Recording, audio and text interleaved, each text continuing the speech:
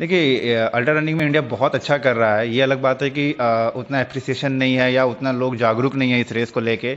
But मैं कुछ नाम लेना चाहूँगा जो इंडिया के लिए मेडल्स ला रहे हैं, गोल्ड मेडल्स ला रहे हैं।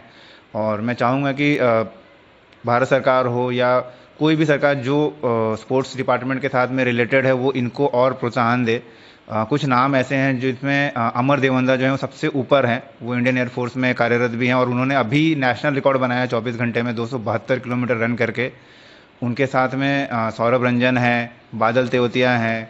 अ, और फीमेल कैटेगरी में अगर आप देखोगे तो अंजू सैनी हैं जिनके नाम पे नेशनल रिकॉर्ड है 205 किलोमीटर का। शशि मेहता हैं 190 किलोमीटर के, वो भी आर्मी ऑफिसर में हैं।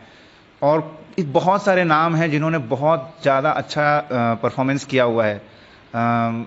विनय शाह हैं, उन्होंने अभी 161 किलोमीटर का एक नेशनल रिकॉर्ड बनाया 17 घंटे में ख़त्म करके बॉर्डर में, जो हमारे बॉर्डर रेसेस होती है वहाँ पर। तो ये सारे जो प्लेयर्स हैं हमें लगता है कि वो बहुत ही अंडररेटेड हैं आज के डेट में। क्योंकि आप सोचो जो किलोमीटर्स का मैं बात कर रहा हूँ वो किलोमीटर्स लोग अपने गाड़ी से भी नहीं जाना चाहते हैं। वो ग्राउंड पे उतने किलोमीटर्स वो चुटकियों में क्लियर कर रहे हैं। तो उसके लिए ऐसा नहीं है कि वो अपने बॉडी के साथ में खिलवाड़ कर रहे हैं जो लोगों को लगता है। उसके लिए वो हर घंटे अपने बॉडी को कितना खाना ज़रूरत है, किस समय पे कितना रेस्ट देना ज़रूरत है, कैसे अपने माइंड को मेंटेन करना है, वो सारे चीज़ों को ले चल रहे हैं। आप सोचिए एक ऐसा गेम ऑफ स्पोर्ट जिसमें फाइनेंशियल एड नहीं है, सरकार की तरफ से उतना कुछ खास सपोर्ट भी नहीं है, कोई ऐसी प्राइवेट बड़ी कंपनी भी नहीं है जो उनको स्पॉन्सर करती है, बट स्टिल वो इंडिया के लिए खेल रहे हैं।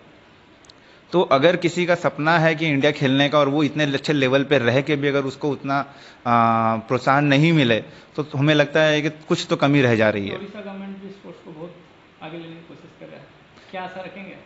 देखिए अगर सच बोलेंगे तो मेरे को ये लग रहा है कि अगर अल्ट्रा रनिंग में कुछ हो सकता है तो वो उड़ीसा गवर्नमेंट ही कर सकती है। क्योंकि वो जिस हिसाब से हर गेम को बहुत ही अच्छे तरीके से संभाल के रखी है या उसको ग्रोथ में ध्यान रखती है और बहुत ही माइन्यूट लेवल से काम करती है, नीचे से लेके ऊपर तक उसको प्रोग्रेस कराती है।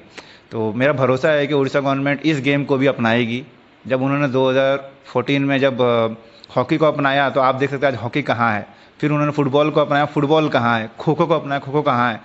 तो आशा करूँगा कि जो आगे दिनों में हम जरूर अल्ट्रा रनिंग को उड़ीसा के स्पोर्ट में ऐड होते देखेंगे और जब इंडियन मेडल्स मिलेगा तो ज़्यादा से ज़्यादा लोग उसको समझ पाएंगे। देखिए अगर फिर से आप Guinness book of world record की तरफ जाया जाए तो अभी कंफर्मेशन सिर्फ आया है, क्या प्रोसीजर है अभी? सर्टिफिकेट आने में क्या देरी, कितना देरी है, कब तक आएगा? देखिए सर्टिफिकेट का ऐसा है कि Guinness book of world records बहुत सारे प्रोटोकॉल्स को फॉलो करती है। तो उनके एक प्रोटोकॉल में ये है कि सर्टिफिकेट हमें देने के बाद में वो सर्टिफिकेट प्रोडक्शन में चले जाता है और वहाँ से सर्टिफिकेट को प्रिंट होके हमारे पास आते आते 2 हफ्ते लग जाते हैं। तो 2 हफ्ते के बाद हम एक्सपेक्ट कर सकते हैं कि सर्टिफिकेट फाइनली हमारे हाथ में होगा। किसको डेडिकेट करेंगे?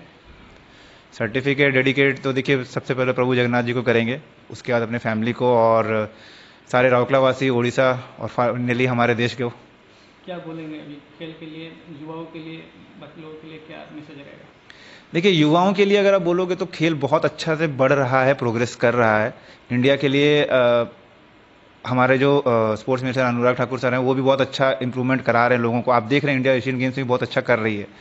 इवन उड़ीसा भी बहुत ज़्यादा आगे बढ़ के इसमें मेहनत कर रही है। मेरा मोटिव है कि कम से कम जो 30 साल तक लोगों को तो ध्यान दिया जा रहा है, बट जो 30 से आगे के लोग हैं जिनको एक्चुअली में लाइफ में प्रॉब्लम होता है, 30 साल के बाद उनको फाइनेंशियल प्रॉब्लम होगा, मेंटल प्रॉब्लम होगा, फैमिली प्रॉब्लम्स होगा, तो उनसे बचने के लिए उनको कुछ तो खोजना पड़ेगा। बट आज के डेट में क्या करते हैं लोग वेब सीरीज़ पे चल जाते हैं, लोग रील्स पे बैठे हैं। तो मेरा वही कहना है कि अगर उतने देर आप वहाँ लगा सकते हो तो उसका आधा टाइम अगर आप ग्राउंड पे जाके वॉक करके आ जाओगे या थोड़ा सा रन करके आ जाओ, कुछ भी करो, लेकिन अगर वैसा कुछ आप करते हो तो शायद वो ज़्यादा बेटर रहेगा। नेक्स्ट लक्ष्य क्या रहेगा, टारगेट क्या रहेगा? नेक्स्ट लक्ष्य अभी फ़िलहाल तो कॉमरेड्स है, साउथ अफ्रीका में रेस है जून में, तो उसी की तैयारी हम अभी कर रहे हैं। और इस रेस में इस साल इंडिया से 300 लोग क्वालिफाई किए हैं, 310-11 लोग कुछ क्वालिफाई किए हैं, इंडिया को रिप्रेजेंट करेंगे साउथ अफ्रीका में। और आशा करेंगे कि वहाँ पर एक अच्छा परफॉर्मेंस करके एक अच्छा मेडल के साथ हम वापस आएँ। जब स्टार्ट किए थे तो अब ऐसा नहीं सोचे थे कि कुछ गिनीज वर्ल्ड रिकॉर्ड की तरफ हम लोग जाएंगे। स्टार्ट तो हम लोग बस एक फ़िटनेस के तौर पे हम लोग शुरू किए थे। पहले मैं रेस वॉकिंग करता था एंड आफ्टर दैट फिर मैं नॉर्मल रनिंग, फिर रनिंग से mini marathon, half marathon, full marathon मैं करने लगा। तो मेरे जो पहले कोच थे वो मेरे को बोले अगर तुम्हें इस करियर में तुमको बढ़ना है तो तुम्हें अल्ट्रा रनिंग करना चाहिए। वो तुम्हारे जो स्ट्रेंथ है उसके हिसाब से है, तो तुमको उस पर थोड़ा मेहनत करना चाहिए। तो फिर धीरे धीरे हम लोगों ने छोटे मोटे कंपटीशन से स्टार्ट किया, फिर स्टेडियम रन्स किए 6 घंटे, 12 घंटे, 24 घंटे।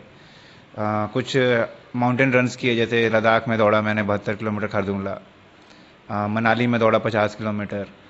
और ऐसे ही काफ़ी रेसेस, जैसे लास्ट मैच स्टैंडिंग अपना पिछले साल भुवनेश्वर में हुआ, वहाँ मैं जीत गया था। और कटक अल्ट्रा हुआ है। ऐसे काफ़ी रेसेस हम लोगों ने करे। तो उसी के साथ साथ हमें ये लगा कि हमें अगर कोई चीज़ को और लेवल अप करना है तो हमें Guinness book of world record जैसे जो मुकाम है उसके पास जाना पड़ेगा। तो हम लोगों ने फिर लास्ट ईयर कोशिश किया, 30 दिन में 33 फुल मैराथन हमने किया। और उसमें काफ़ी अच्छा सपोर्ट रहा था राउरकेला का। बट वो रिकॉर्ड जो है वो अभी भी Guinness book of world records के पास में होल्ड पे है। तो वो जो एक रह गया है कि हाँ हम रिकॉर्ड के पास आ गए लेकिन हम क्रॉस नहीं कर पाए। तो हम लोगों ने थोड़ी बहुत और ट्रेनिंग की और कोशिश किया कि इस बार अगर हम जो क्रॉस करके दिखाएंगे। तो फिर हम लोगों ने 12 घंटा का मैनुअल ट्रेडमिल का रिकॉर्ड के लिए मेहनत किया। और फिर हम लोगों ने उसमें जितना ज़रूरत था Guinness book of world records की तरफ से रूल्स रेगुलेशंस सबको ध्यान में रखा, और इस बार थोड़ा बारीकी से ध्यान रखा कि कोई डिले नहीं हो या कैंसिलेशन नहीं हो। और प्रभु जगन्नाथ जी के दया से देखिए इस बार अपने कंफर्मेशन भी आ गया है और खुशी है बस।